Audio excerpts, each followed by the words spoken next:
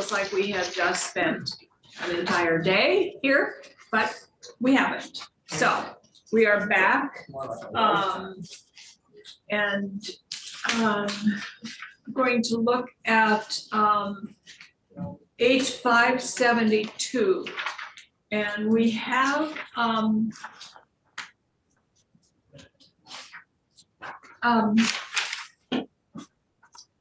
a printout in front of us that is the result that came from Jay Nichols. It's the result of a meeting with the treasurer this morning. I must admit, I have not had a chance to read it, but we all have it here. So I guess what I would like us to do is, first of all, ask the question, is there agreement on this proposal by all the parties involved? This is the treasurer. No, there is not. Okay. And how about the School Board Association? Are they in agreement with it? This is Sue Saglowski, Executive Director of the School Boards Association, and we are in support of it. Thank you. Thank you. And the SEA, NEA, Jeff is with us here in the room. Hello, Jeff Bannon, Vermont NEA. I'm new to this, so I apologize. Colin's been following this. Yeah. I don't fully understand. I do respect that the treasurer had some fiscal concerns that she didn't believe were fully addressed by this proposal. That gives us pause. I'll just say that. Yeah. We don't want to exacerbate problems. We've been trying to solve them. So not understanding all of this and not fully understanding what the concerns were, I do recognize the treasurer's concerns. Okay. So with that, I think what we'll do is see what this, School Superintendents Association. Jeff? Thank you, Madam Chair. Like Sue Saglowski, well, let me put it this way. We worked hard to come to agreement. We recognize that the treasurer has concerns, which we respect. We think that we've structured a program that should address those concerns. We're not in agreement with the treasurer on that, and that's why we're eager to have you as legislators delve into the proposal. Okay. Thank you. With that, I think that what we should do is walk through it and then hear what the concerns are.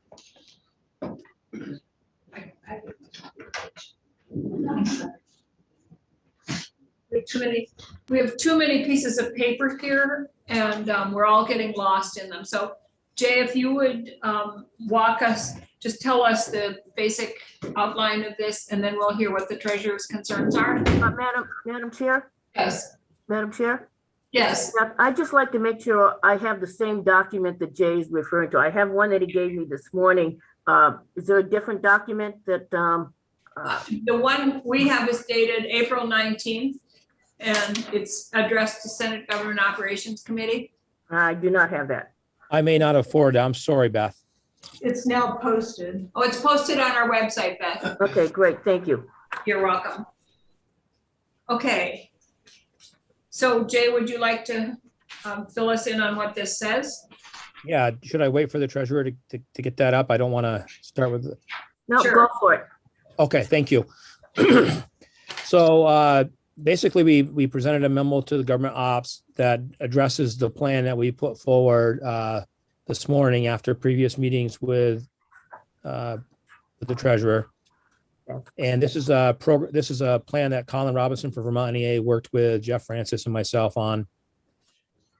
Beginning part is just language talking about what we are trying to do here, which is to protect the retirement pension fund, but at the same time be able to bring people into the workforce that could have something still to offer kids.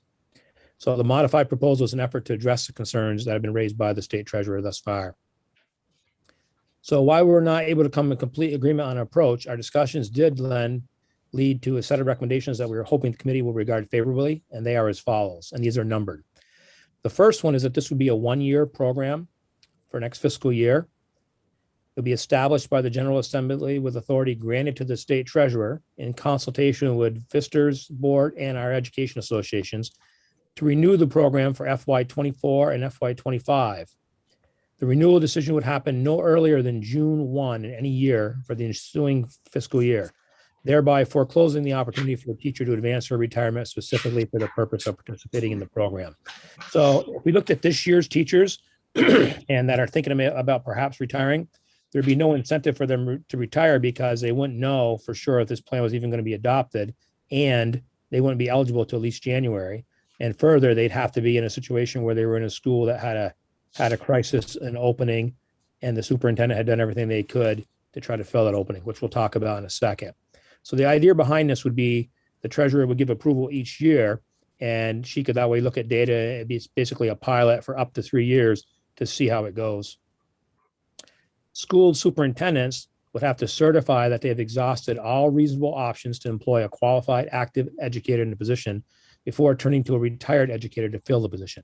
They're going to try to hire newer people if they can with licensure. They're cheaper and they have the opportunity to train them. To be eligible, as I mentioned before, to fill the emergency position, a retired educator would have had to have been retired for a minimum of 6 months. That means those people that are teaching right now would not qualify for this until at the earliest January. The retired teacher would be able to receive full retirement pay, but will not receive any additional vesting in the system. And that's to address a concern that the treasurer raised. No retirement contribution by either retired teacher or the employer school district would be required during the year of emergency service. The retired educator could only serve for 1 year in a given position. If the program is renewed, they could serve in a different position on the same terms outlined in all the provisions listed above. Healthcare costs would be paid by the employer district, thereby relieving the retirement system of that cost, thus saving the retirement system that cost during the period of return to service. And additionally, we would require school districts to pay a $2,500 administrative fee directly to the retirement system as both recognition of the administrative costs that are involved and as a disincentive to use the program unless absolutely necessary. So in conclusion, we believe that this is a sound program that would work very well to support districts in employing experienced, qualified educators in a time of extreme need. And we recognize and respect State Treasurer Pierce's concerns about protecting the fiduciary interests of the retirement system. We think we've outlined the program with particular emphasis on the requirement that a teacher be retired for at least 6 months, the 1-year term with a renewal determination made by the treasurer, a 3-year outside limit on the program before it sunsets, and $2,500 administrative fee. We think with all those, we've established pretty sufficient safeguards to be sure that the program meets its intended purpose, which is to expand the qualified workforce at a time of extraordinary need. Thank you. So I just have one question, and then and then other committee members can have questions, and then we'll go to Beth. Is the $2,500 administrative fee to a district that decides to use this, or is it every school district will pay the $2,500 fee? And is it per person that's hired, or what does that mean? Per person hired. So if I'm a superintendent, if I come out of my VPA job and go back to Essex or Franklin Northeast and I hire 2 teachers under this provision, we would be paying $5,000 into the retirement system. Okay, so it is per. It is per, absolutely, yeah. Okay. Yeah, Brian? Thank you, Madam Chair. So I just want to make sure I understand, Jay. Number 4 says the retired teacher would be able to receive full retirement pay, but would not receive any additional vesting in the system. No retirement contribution by either the teacher or the employing school district would be required during the year. So if a teacher already had retirement coming to him or her, they would receive that, and they would receive a full retirement pay, but they wouldn't be paying in, or what does the additional vesting mean? So that was to address, and the treasurer can talk about this better than I can, but that was to address her concern that when you pay in, like for example, in my teacher's retirement, I've got like 24 years in, I could get all the money that I paid in paid back to me if I don't take payments out of the retirement system down the road. Please correct me if I'm wrong, Beth. I think I've got that right. And so if I go back out of retirement, I start adding more years in, that's more of a payment that I'm going to get later on. If I do another 5 years, I might become revested. So the idea was to take all that out of there. I would just get whatever I'm getting in retirement right now, plus whatever pay I get for that 1 year. Okay, that's clear. Thank you. You're welcome. Any other questions, committee? I had the same question that Brian asked. Great minds. Yeah. You two agree so often, it's terrifying. Any other questions right now? Okay, then what I'm going to do is, Beth, would you like to respond to this? You're muted, Beth.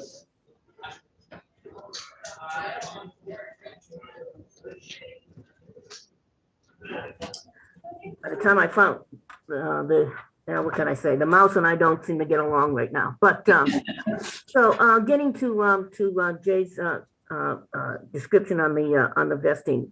Right now, when you freeze, you potentially if you were to freeze your pension and you could go back. Our concern would be that if you had 5 full more years, even though you have a pension set, if you ended up going back for 5 years, you could end up having a second pension or working that through. So that was some of the language. I think we're pretty much on the same page. I'll describe that a little differently, but get to the same point. I do appreciate all of the changes that have been made. I think that this is definitely an improvement from the original bill as proposed.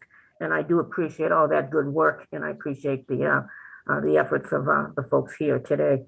There are some things that still concern me. One is that, for instance, right now we have 18 teachers who have frozen their 18 retirees, let me rephrase, that have frozen their retirement so that they can work full time.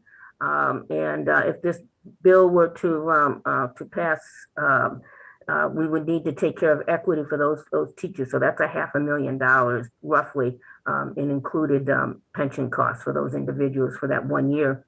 If they were to do this over a period of time, it would add, incrementally each year. So if they were to move to a different position, you might say, well, they're not eligible because they weren't done as part of this emergency. But I think that you would have an inequity if you were to say that the teachers that are already teaching full time would not get this, retirees that are teaching full time would not be allowed to take their retirement at the same time. And again, all those people flow through the system, that's an immediate $500,000 a year. And so we had some concerns about that. The other piece is that while the 6 month in that process, on paper, it looks like it's certainly an improvement. We are still concerned that we haven't had time to vet what the actuaries might think they would do in terms of change in behavior. And as a fiduciary, I don't think I'm in a position to support something where I don't know what the potential increase in costs. I do know there's a $500,000 increase. I don't know what the rest of this would do. And so while I appreciate all of the good work that was done on this, and I sincerely say that to all the folks that we've talked to and that are here today, I don't think as a fiduciary I can support the bill as it stands, and would point out that we would have to make sure that there isn't a loss for those or an equitable treatment for the 18 teachers that are currently working full time and have put their retirement in a frozen status at the moment. Can you explain that to me a little bit more, the 18 teachers who have? Sure. Yeah. So under the current provisions, and I did a little research on those, but under the current provisions, that a teacher may go back to work on a part-time status as a retiree. The teacher may go back as long as the compensation she or he receives is 60% of the average for the previous year. So that's about $39,000 now. So if a teacher is working and is making less than $39,000 as a teacher in the current system, so they come back, let's say halfway through the year when there's a vacancy or something along that line, getting to the point of what happens when that third grade teacher leaves. A retired teacher can take that position, working part-time. And as long as she or he does not exceed the $39,000 limit, it's approximately 39. I don't have the number in front of me. However, if the teacher chooses to go back full-time and said, I really enjoyed teaching, I'm going to put my pension aside and I'm going to go back and work full-time for a year or two, or whatever it might be, they may go back and put their pension on hold. In other words, freeze it. They don't receive a pension during that period and work full-time. So there are 18 teachers that are currently retired teachers that are currently doing that. So if you were to do something that says you can come back and get your salary, I would think that you would have to do something that creates equitable treatment for those 18 individuals as well. You couldn't say, well, you didn't come back because of this emergency, you came back because you wanted to, and therefore, you shouldn't get the same as another teacher. And they may say, well, an emergency exists, that's why I came back in the first place. We don't want to get down that argument. I think you need to treat those people equitably in the process. Thank you. That helped me understand that. Jeff, do you feel that you can comment on that at all from the? I'm still learning from the treasurer on that. I'm still learning. No, I don't feel ready to comment. Okay. I'm very honest with you. Because that's so Jay Jeff or somebody, could you comment on that? Because that I can comment on that, and I can share what Colin Robinson has said previously about that as well, about the 18 people. First, I disagree with the treasurer around the argument of equity. I think equity and equality are two different things. So what we're talking about here is emergency situation. If I choose to go out of retirement and work part-time or in a lower, in a job, or just hold my retirement and work and add to my retirement, those 18 people are making that decision. It's unlikely that those 18 people are all going to leave teaching, wait till January and have an emergency position open and then decide they want to apply for that emergency position, which is what we're talking about here. It would be done by the superintendent. So I don't really see that as being a huge issue. I think that in some of those cases, people had stayed on because we can't hire a librarian very well, and Joey was a great librarian. He's willing to come back for 2 years. We're going to let him come back out of retirement and pay him under retirement. That's not what we're talking about here. We're talking about jobs where we actually can't fill them. We have no candidates, and the superintendent would have to attest that they have no candidates. So I understand the treasurer's concerns, but I don't really see it as being something that's going to occur. Maybe I'm wrong. Maybe people will leave retirement and sit around for 6 months and then come back and try to get into this. But even to do that, they have to have a superintendent authorized, and they can't find somebody for the position. So I do understand the concern. So they would have to be retired for 6 months, and so they retire in June or at the end of June, right? Mhm. And then, so they wouldn't be able to come back until January of the next year. So if you haven't filled a position, you could maybe fill it for half a year, or they could be retired for a year and a half. But they at least the 6 months. Yeah, I think we put that in there, and I think Rebecca helped us put that in there. I think the rationale for that was the concern that the treasurer had brought up previously over on the health side, where there was the worry about, will somebody just retire early because of that? And so the whole point was not to let that happen. So it's really going to be towards people that are already retired. And again, it probably won't be a lot of them, but we're hoping there'll be some that'll be willing to step in. And we know there are some that will be willing to do so. And they wouldn't even, when they retired in July, on June 30th, they wouldn't know if the program is going to be in place. So they presumably wouldn't retire in order to be eligible for that, because there may be no program. Is that what you're? Yeah, that's the plan, and to leave that up to the treasurer, and that's the plan, to try to help mitigate that concern. That's correct.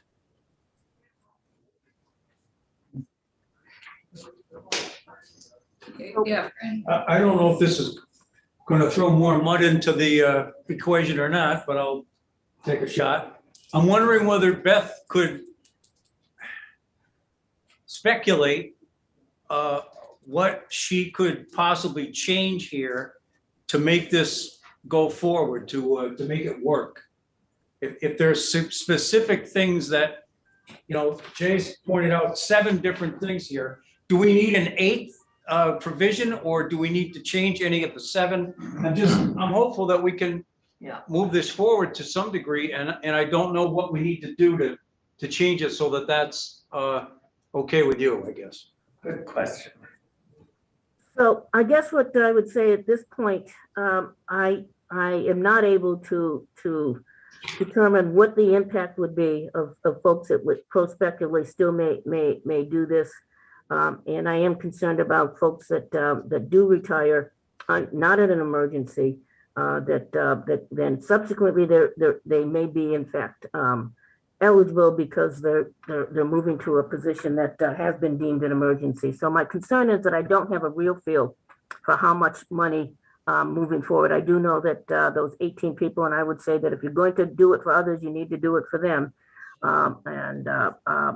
would be at least $500,000 So I can't give you an exact answer to that, Senator, but what I would say is that not having the numbers in front of me, having looked at analyses in other states that says that these types of programs do result in additional, or likely are going to result in additional cost to the pension system.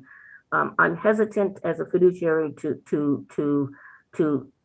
say yes. I will say that this is a considerably improved position than the original bill. Thank you. So if this is a 1-year program and it has to be renewed every year, I mean, it's just 1 year we're talking about next school year, starting in July. The number of people, there may be some people who would decide to retire on June 30th. And then take advantage of this, but they wouldn't be able to start in a position until January.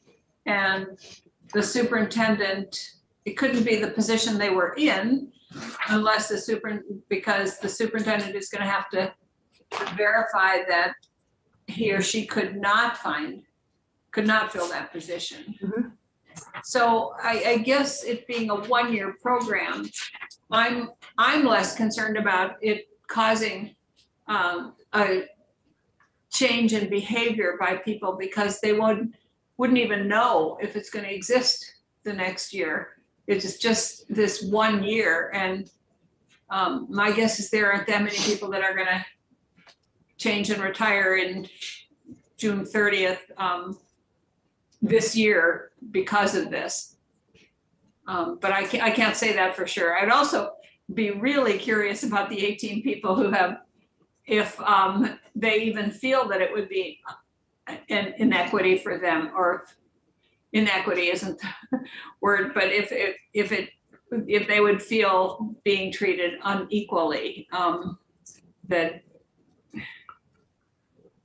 because they are in a different situation. But so, Madam Chair, if I can, those are again, I would recognize that we're talking the first year. I don't know what the impact would be, but if I believe that there's likely to be an impact that would add potential harm, whatever the level of it is, and the issue of the 18, I feel compelled to say no. I will say again, that this is a much improved version of the bill. And I appreciate the work of all those folks to try to get to that. we can hope that if we did it for 1 year, that the education committee is working so hard to figure out how to get new teachers into the pipeline that we won't have this problem in 2 years. Oh, and Jeff just rolled his eyes. This Jeff in here. No, he was smiling. I know, I think he was a little bit skeptical of that statement is what I meant. I'm Well, hopeful. hopeful, but Madam maybe not in Chair. 2 years. Madam Chair, if I could, the discussion about what do you do when the third grade teacher isn't there, and I understand that problem. The bigger thing to me is how do you keep the third grade teacher engaged and continuing on in his or her teaching career? And I do think that some type of longevity incentive is the way to go. I think when I see teachers leaving at the rate that they're doing and recognizing the pressures that teachers have. They are under enormous pressure in terms of their workload, in terms of what they're expected to do, what they're expected to do with very little resources. And I think that looking at some process going forward of looking at a longevity incentive to incentivize teachers to stay is something that I hope people will consider down the road. Oh, I couldn't agree with you more, but I also, when I look at this, and I may be wrong here, but the people that I'm thinking of are not the people that are going to retire in June, but the people who retired 2 years ago. Exactly. Or 3 years ago. Yeah. And now the schools are getting down on their knees and begging them, please come back for a year. Those are the people that I think we're looking at here, is not the people who are going to retire. And I might be wrong, but those are the people that I think the school board and the association and the principals and superintendents associations are hoping will come back. I think you're absolutely right. I think the people who are retiring at the moment are probably all need a big break. Jeff, there's a question for Jeff or for Which Jeff? Jay. Oh, not Jeff Francis, but for Jeff Fannin. Jeff, how long, if a teacher is licensed, how long is their license good for? I think it's 7 years. So if they No, had just, no, it's It's 5 5. years. 5 now. It changed 3 years ago. I know. Thank you, Jay. so Jay and Jeff, if a teacher has been retired for 2 years, they have plenty of time left on that license to come back without having to do anything about their license. Depends. It depends so say I retired and I have 1 year left of my license, or I retired the year my license was up, then I'd have to do work to get my license. So it all depends on the individual. So we could also, because I think originally we talked about license aspects of this. You got to have a license. Yeah. Yeah, and so, well, you're making all sorts of provisions right now. I know of a teacher in Chester they brought on as librarian where they're making exceptions because they need teachers so badly. So Right. I think I think we're in the position of needing to make exceptions. So I would underscore what Brian said, because I think we have to get to yes on this. I mean, we are in a desperate need for teachers in this state. When you look at this need that I think our chair just mentioned, that figure of 1,000 teachers, this is low-hanging fruit. These are experienced, these are the people we want to have. And for them to be willing to come back and give us that time, even if they're, it's not a complete gift because they'd be getting paid. I just think we have to get to yes on this. There has to be a way we can get to yes in this emergency. And without taking a hit on the pension, the fund, I mean, there's, there just has to be a way we can get to yes. It just doesn't seem that hard. I don't know why. Well, I think that when I'm looking at this from Beth's perspective here, and I think there are the two issues, if I'm reading you right, Beth. One is the equity issue for those teachers who've already done it and are coming back, or have frozen their pensions. Mhm. And the other is changing the behavior of the changing behaviors, which could have an impact on the pension system. It could, but this is an emergency. The emergency isn't going to be forever.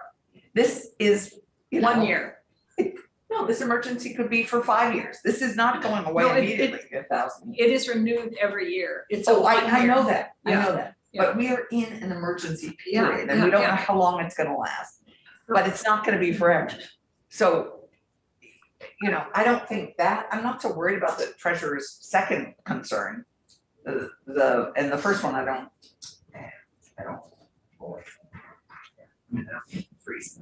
Well, because some teachers chose to, they retired and then they chose to come back and are working for less Right, than these 18. 60%. These 18.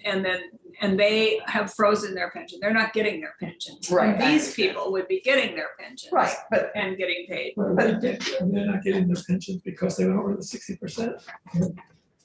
They're only making 60% Of their salary. Salaries. And they're making up to 39,000. So their pensions are frozen even if they're making 25,000. is that right, Beth? No, let me do this again. So if a teacher is retired, she or he may come back to service as long as they make less than the 60% average compensation for teacher, that's 39,000 roughly.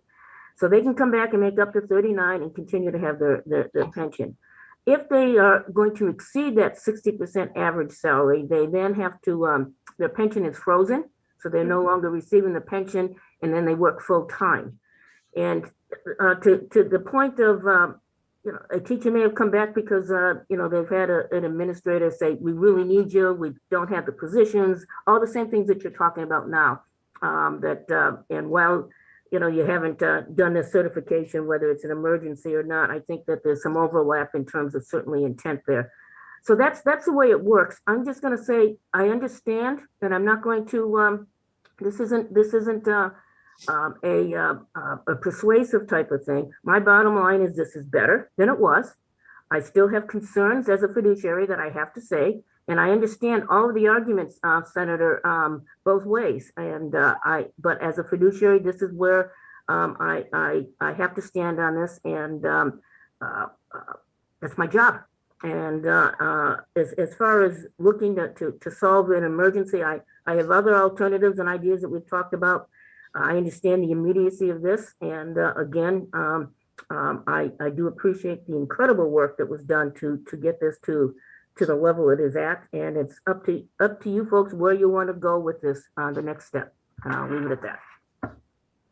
Well, my suggestion is going to be that understanding the two issues that the treasurer has, that we put it in place for 1 year.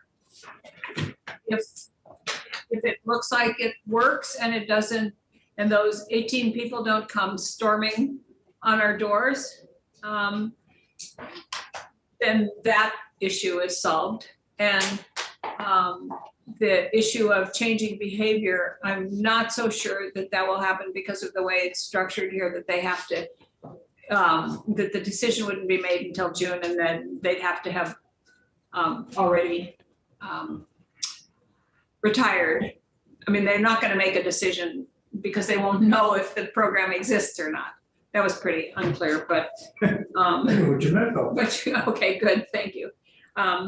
And that we ask Becky if she can write this up and we can look at it. I'm waiting to see what the secretary's reaction might be to that. You mean the treasurer? The treasurer, sorry. Yeah, I think that I've stated my position. I clearly understand what the intent of doing this, and I will state my position any other step that this takes along the way. But I also recognize that I have one position on this, and others have their positions, and they are just as concerned about the future of Vermont as I am. This is a legislative decision, and as I've said with every other piece of retirement legislation, that you folks are the owners and the creators of the solution. And without solutions, you're also the owner and creator of the problem. So from my end, this is a legislative decision. I respectfully give you my opinion on it, and we move on from there. Thank you. Yeah. So Becky, do you have a copy of this? I do have a copy, so I understand that you'd like me to put what that proposal is into committee amendment. Is that correct? Yeah, I think I don't know if it's a strike all or how you do it, but whatever you. And then we can look at it. And just for 1 year with the opportunity for it possibly to be repeated. Right, but with the provision that the decision would have, it has to be done by June 1st so that there isn't that people aren't, yeah. So if somebody had agreed to come back, let's say next year after this passes, let's hope it passes.